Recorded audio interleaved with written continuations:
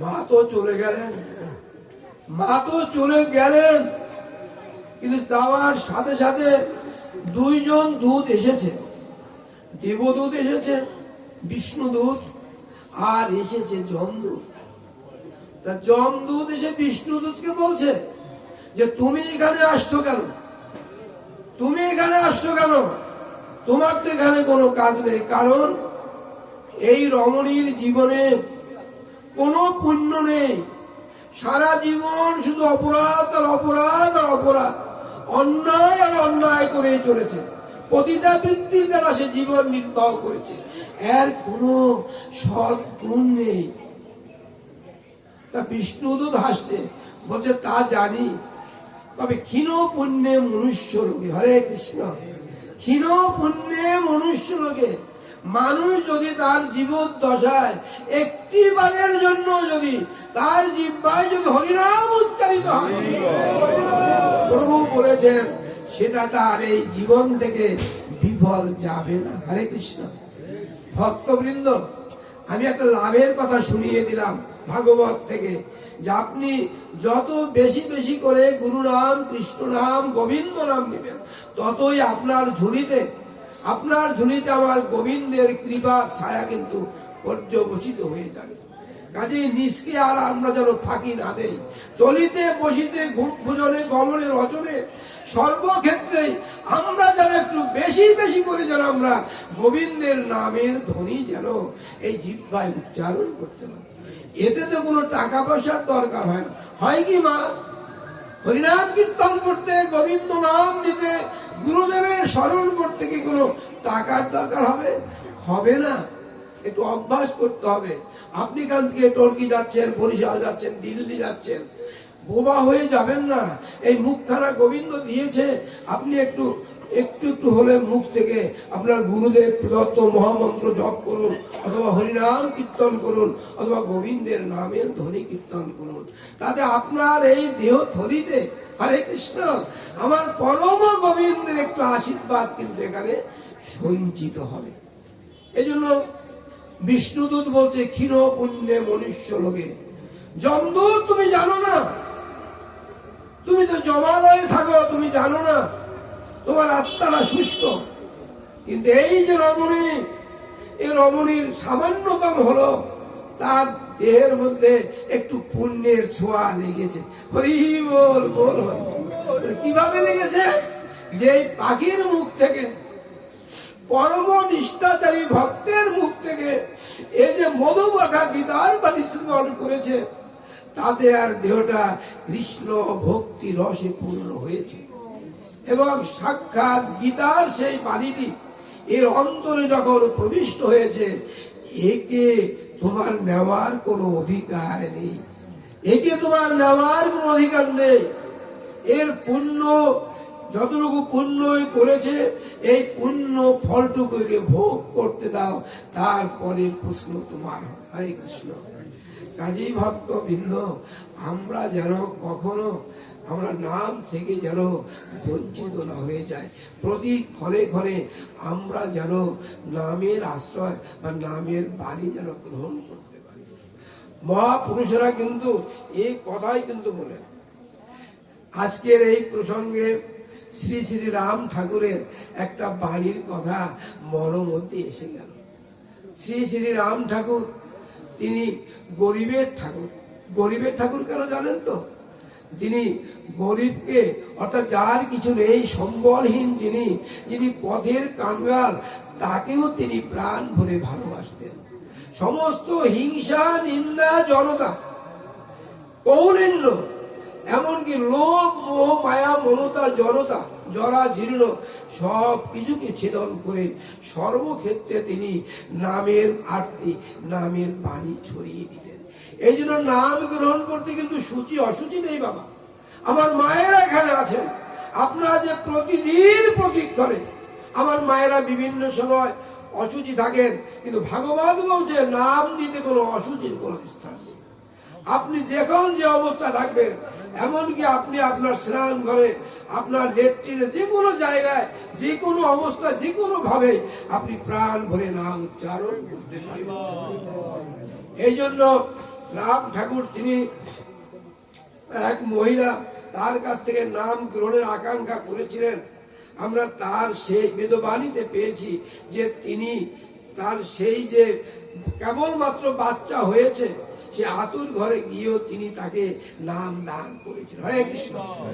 সে মনে মনে বাঞ্ছা করেছিল, বাচ্চাটাকে বলেছিল তুমি যদি আর কয়েকদিন পরে আসতে, হরে কৃষ্ণ, অথবা আর কিছুদিন আগে আসতে, আমার ঔষধ না থাকতো, তাহলে আমি রাম ঠাকুর এসেছেন আমি তার কাছ থেকে দীক্ষিত হয়ে যেতাম। হরে কৃষ্ণ।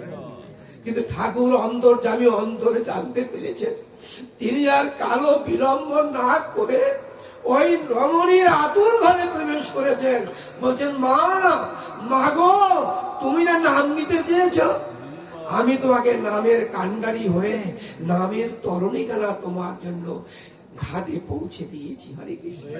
বলছে, ঠাকুর তুমি এখানেও আছো, ঠাকুর আতুর ঘরেও তুমি আছো। ভাগবত বলছে, অনন্য চিন্তান্তে মান যেতনা পঞ্চু পাশতে তেসাঙ্গি যোগাবি যুক্তানাং যোগ কেমং ভাগ্য। যারা একান্ত মনে আমাকে ডাকে, একান্ত ভাবে যারা আমাকে ভালোবাসে, তার কাছে আমার কোনো সূচি কোনো অসুচি নেই। আমি সবাই সবাই আমার। হরে কৃষ্ণ। সবাইকে আমি কৃপা করে থাকি। তো আমরা যে প্রসঙ্গে এসেছিলাম যে ওই যে রমণীর কথা, পতিতা রমণী, তার মতোই শ্রী শ্রী রাম ঠাকুরের মুখে একটা বাণী শুনেছিলাম।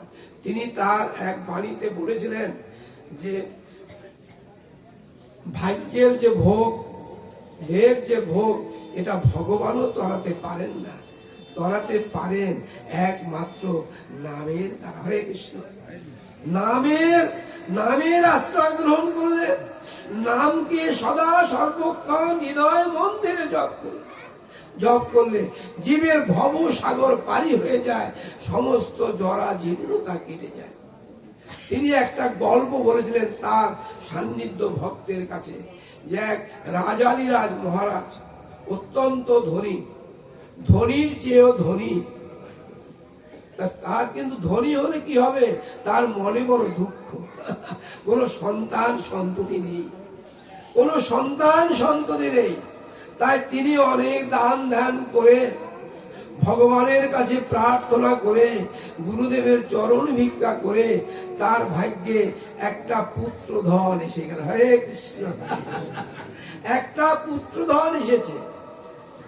এত আনন্দের পুত্রধন পেয়ে রাজার মনে এত আনন্দ হয়েছে যে তিনি তার মতো করে ব্রাহ্মণকে দান করলেন, বৈষ্ণবকে দান করলেন, জীবকে দান করলেন, এবং তিনি তার যে রাজ পরিবারের যে আচার্য তাকেও বললেন যে আমার এই ছেলের হস্তরেখা বিচার করে দেখো যে এ ভবিষ্যতে এ জগতে কি হবে। হরে কৃষ্ণ। রাজ আচার্য হাতখানা ছেলের ধরে গণনা করলেন, কিন্তু কোনো কথা বললেন না, মাথা নিচু করে দাঁড়িয়ে থাকলেন। মহারাজ বলছেন, আচার্য মশাই, আমার ছেলের হাতে কি দেখেছেন? আচার্য মশাই অবনত মস্তক করে তার নয়নের জল টপ টপ করে মাটিতে পড়ে গেল। বলছেন, কাঁদছেন কেন? বলুন না, আপনার কোনো ভয় নেই, আপনার কোনো ভয় নেই, আমার ছেলের হাতে যা আছে আপনি কৃপা করে বলুন। আচার্য বলেছে, প্রভু, আপনার ছেলে বলুন ঘন পরমায়ু সম্পন্ন, 1 বছর মাত্র তার পরমায়ু, 1 বছর মাত্র পরমায়ু, 1 বছরের পরেই তার মৃত্যু হয়ে যাবে। রাজা কিন্তু তিনি তো অতি সহজে রাজা নয়, সমস্ত জীবের প্রজার অধিকার তিনি, তাই বা নয়নের জল ছেড়ে না দিয়ে তিনি গোবিন্দের শরণাপন্ন হয়ে কি করলেন? তিনি মনে মনে চিন্তা করেছেন, প্রভু উপায় বলে দাও, আমি কিভাবে ত্রাণ পেতে পারি। নিজের বিবেক থেকে বুদ্ধি এসেছে। হরে কৃষ্ণ। হরে কৃষ্ণ। জাগ্রত বুদ্ধি এসেছে যে তুমি সাধু সঙ্গম যত্র গোবিন্দ নাম প্রবৃত্তি, যে তুমি সাধুদেরকে ডাকো। হরে কৃষ্ণ। ভক্তবৃন্দ, আজকে আপনারা যত সাধুজন এসেছেন, এখানে যত কৃষ্ণ কথা হবে, ভক্তি কথা হবে, আনন্দ কথা হবে, এমনটি কিন্তু রাস্তায় গেলে কিন্তু হবে না। এটাই পরম ধাম, এটাই পরম আনন্দ। এটা মন্ডল বাড়ি ছিল, হয়তো ভবিষ্যতে থাকবে, কিন্তু আজ আর নেই।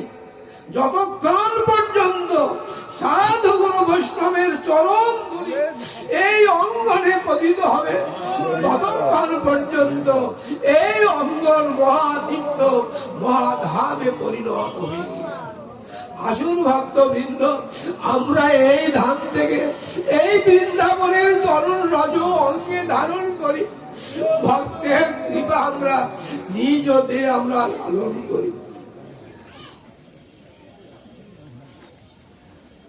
তো মহারাজ আদেশ দিয়েছেন যে বিজ্ঞজনদেরকে ডাকো। কারা বিজ্ঞজন? আমার তো মনে হয় আপনারা যারা এসেছেন আপনারাই পরম বিজ্ঞজন। কারণ বিজ্ঞজন না হলে কি বিজ্ঞ কথা শ্রবণ করতে আসে? আসে না তো। ভাগবত কথা, হরি কথা, কৃষ্ণ কথা, গোবিন্দ কথা, এটা শ্রবণ করতে কারা আসে? ভগবান বলছে আমি বিজ্ঞ, জীব অজ্ঞ। আমি বিজ্ঞ, জীব অজ্ঞ, বিষয় কেন দিব?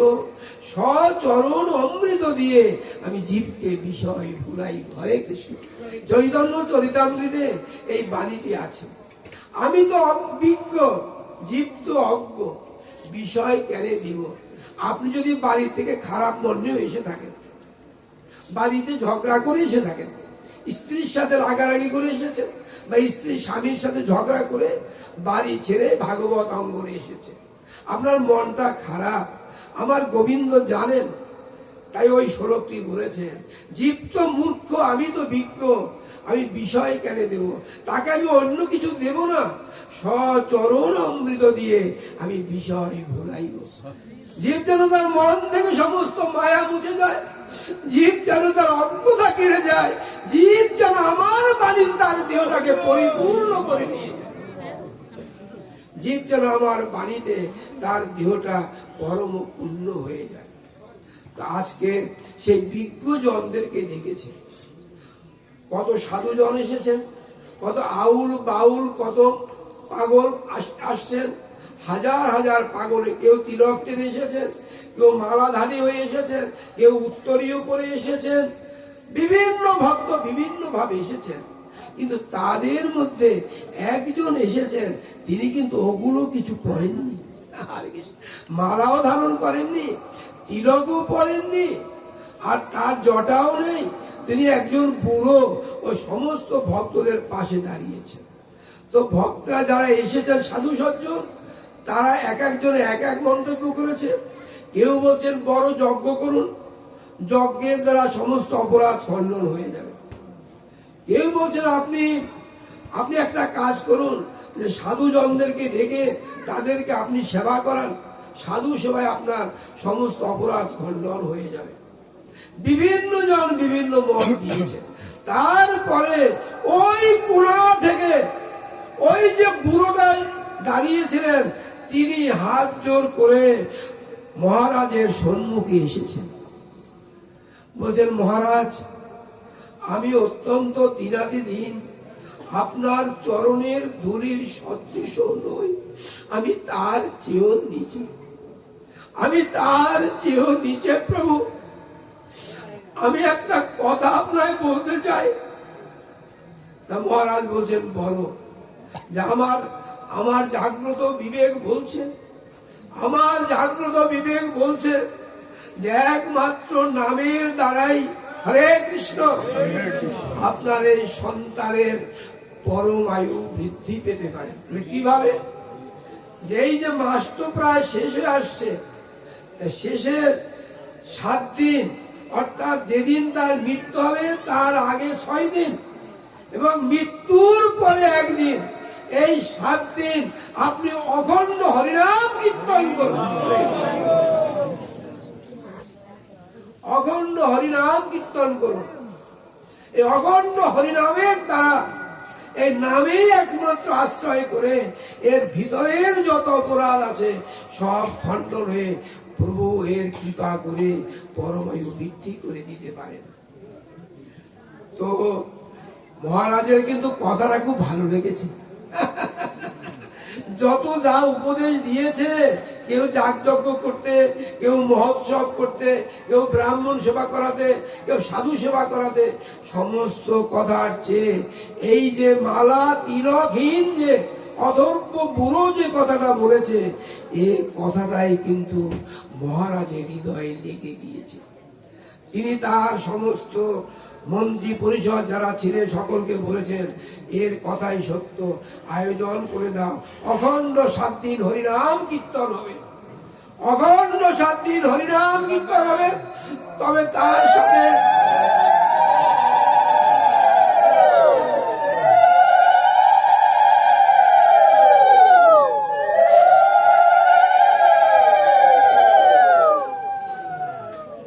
যেহেতু 1 মাসের শিশু, একটা কাজ করতে হবে, এই শিশুটাকে এই হরিনামের আসরে রাখতে হবে। কিন্তু একাকে তো রাখা যাবে না, 1 মাসের শিশুকে একা রাখা যায় বাবা? যাবে না। তবে এর মাকেও রাখতে হবে। তাহলে কি করতে হবে? যে হরিনাম যেখানে কীর্তন হবে, মহানামের যে যজ্ঞ উচ্চারিত হবে, এর পাশে যেখান থেকে নাম শ্রবণ করা যায়, নাম কর্মণাং যশু, এই নাম যেখান থেকে শ্রবণ করা যায়, সেখান থেকে মহারানীকে তার পুত্র সহ এই আশ্রমের পাশে রাখতে হবে, যেন সেই 7 দিন 7 রাত্র পর্যন্ত অখণ্ড হরিনাম যেন সে শ্রবণ করতে পারে। হরে কৃষ্ণ। রাজা সেই ব্যবস্থাটাই করে দিলেন, রাজা সেই ব্যবস্থাটাই করে দিলেন। 7 দিন 7 রাত পর্যন্ত অখণ্ড হরিনাম হলো। কিন্তু হঠাৎ করে সেই যে যমালয় থেকে যমরাজ, বিষ্ণুলোক থেকে বিষ্ণু, দেবাদিদেব নারায়ণ যে যেখানে ছিলেন সেখান থেকেই কিন্তু এই মহা হরিনাম কীর্তন শ্রবণ করলেন। কেউ কিন্তু বাদ গেল না বাবা। এখানে যে আজকের মন্ডল বাড়িতে এখানে যে হরিনাম কীর্তন হবে, এই হরিনাম কিন্তু গোলক বিহারী হরি তিনিও শ্রবণ করতে পারবেন। ওই কৈলাসের শিব তিনিও কিন্তু শ্রবণ করতে পারবেন। বিষ্ণুলোকের বিষ্ণুদূত তিনিও কিন্তু শ্রবণ করতে পারবেন। শুধু ভাববেন না যে আমরা একারাই শ্রবণ করছি। অন্তে চ বহুবাসুরা মদর্তে ত্যক্ত জীবিতা স্বর্গানাং দেবতাং জ্যোতি সর্বগ্রন্থ নাশক। ভাগবত বলছে স্বর্গ মর্ত পাতাল সমস্ত জগৎ ব্যাপিয়ে এই মধুর হরিনাম কীর্তিত হয়ে যায়। আজকের মন্ডল বাড়ির আঙিনায় আগামী দিন প্রাতকাল থেকে যে নাম হবে, যতদূর পর্যন্ত এই নামের ধ্বনি চলে যাবে, ততদূর পর্যন্তই কিন্তু আমার গোবিন্দের নামের আরতি কীর্তিত হয়ে যাবে। তাই যমরাজ কি বলছে? যমরাজ হচকিত হয়ে উঠেছে। নারায়ণ বলছে যমরাজ, নারায়ণ বলছে যমরাজ তুমি এত চঞ্চল হয়েছো কেন? যমরাজ বলছে প্রভু একটা ভুল হয়ে গেছে। যমরাজ বলছে প্রভু একটা ভুল হয়ে গেছে। তো কি ভুল হয়ে গেছে?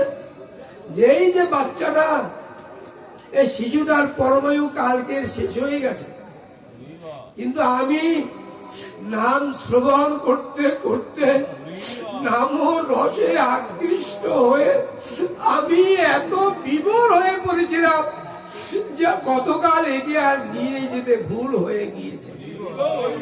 এর যে পরমায়ু কালকের শেষ হয়ে গেছে, আমার সে কথা স্মরণে নেই, কারণ আমি ওই নামের রসের মধ্যে আমি ডুব দিয়েছিলাম।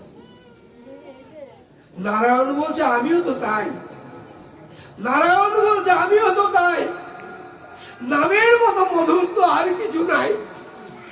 এত মধুর করে ভক্তবান্ডে নাম হচ্ছে, আমি যে নামের মধ্যে ডুবেছিলাম। বলছে যমরাজ তোমার খাতাটা একটু আমাকে দাও। দেখি কি হয়েছে। যমরাজ না ওই বালকের যে নাম লেখা তার পরমায়ু শেষ হয়েছে, এই খাতাটা নারায়ণের কাছে দিয়েছে। নারায়ণ তিনি জগতের জীবের পরম ত্রাণকর্তা, তিনি কিন্তু ঘুমিয়ে নেই। 7 দিন 7 রাত্র ভক্ত কণ্ঠের মধুর হরিনাম তিনি আস্বাদন করেছেন। এই যে এখানে যে কীর্তন হবে বাবা, আমরা চলে যাব আবার আসবো, কিন্তু গোবিন্দ মন্দিরে আমার যে রাধা কৃষ্ণ এরা কিন্তু দাঁড়িয়ে থাকবে যতদিন পর্যন্ত এখানে কীর্তন হবে।